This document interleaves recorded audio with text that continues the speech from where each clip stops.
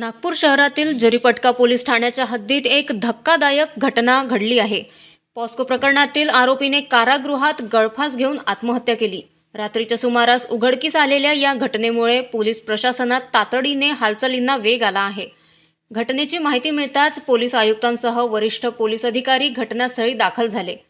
त्यांनी घटनास्थळी पाहणी केली असून कारागृह प्रशासनाकडून सविस्तर माहिती घेतली जात आहे। आत्महत्येचे कारण स्पष्ट करण्यासाठी पोलीस आणि कारागृह प्रशासनाच्या संयुक्त चौकशीला प्रारंभ करण्यात आला आहे।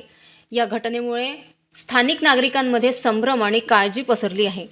पोलीस स्टेशन जरीपटकामध्ये एक आरोपी जो पोलीस कस्टडीमध्ये आहे तो मरण पावलेला आहे असं प्राथमिकदृष्ट्या जे दिसून आलेलं आहे। आता ह्यामध्ये जे पोलीस कस्टडीमध्ये मरण पावल्यामुळे पुढची जी प्रोसिजर आहे ही या ठिकाणी मॅजिस्ट्रेट एन्क्वायरी सोबत CID चे अधिकारी यांना पाचारण करण्यात आलेलं आहे आणि ते पुढील तपास करत आहे। सर कोणत्या याच्यामध्ये गुन्ह्यामध्ये तो अटक होता? पॉक्सोच्या गुन्ह्यामध्ये अटक आरोपी आहे। काय नाव आहे सविस्तर माहिती आता थोड्याच वेळाने देण्यात येईल। सर हँगिंग होता कसं नाही ते आता प्रोसिजर पूर्ण झाल्याशिवाय सांगता येणार नाही। कुठून आणलेलं होतं काय?